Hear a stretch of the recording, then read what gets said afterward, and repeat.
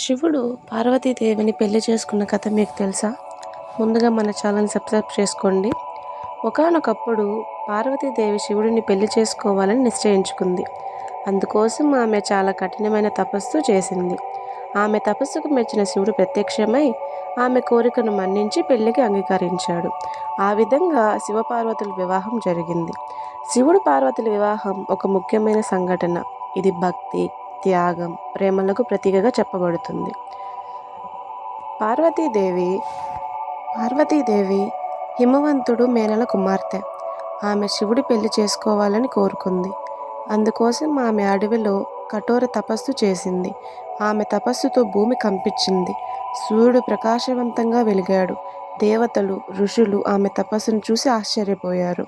ఆమె తపస్సుకు మెచ్చిన శివుడు ప్రత్యక్షమై, నీ భక్తికి మెచ్చాను, నీ కోరిక తీరుస్తాను అని చెప్పాడు.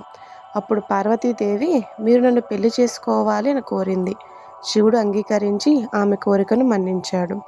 వివాహం కోసం శివుడు, పార్వతీదేవి, దేవతలు, ఋషులు అందరూ కలిసి కైలాస పర్వతానికి చేరుకున్నారు. బ్రహ్మదేవుడు పెళ్లికి పురోహితుడిగా వ్యవహరించాడు.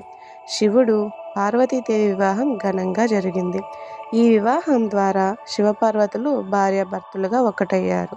ఈ కథలో పార్వతీదేవి శివుడిని పెళ్లి చేసుకోవడానికి చేసిన తపస్సు, ఆమె భక్తి, శివుడి దయ వారి వివాహం యొక్క ప్రాముఖ్యతను తెలియజేస్తుంది. ఇది భక్తి, ప్రేమ, త్యాగాలకు ప్రతీకగా చెప్పబడుతుంది. వారి వివాహం తర్వాత శివుడు మరియు పార్వతి కైలాస పర్వతంపైన నివసించారు. అక్కడి వారు తన దైవిక విధులను సమతుల్యం చేసుకొని ఆనందంగా జీవించారు. వారు తరచుగా ఆదర్శ జంటగా చిత్రీకరించబడతారు. ఇది త్యాగం మరియు వైవాహిక ఆనందం యొక్క సామరస్యపు పూర్వక మిశ్రమాన్ని సూచిస్తుంది. పార్వతీ దర్శనం శివుని సన్యాసి స్వభావాన్ని మచ్చిక చేసుకొని వారి సంబంధానికి సమతుల్యతను మరియు పరిపూర్ణతను తీసుకువచ్చిందని చెబుతారు. వారు హిందూ వేదాంత శాస్త్రంపై వారు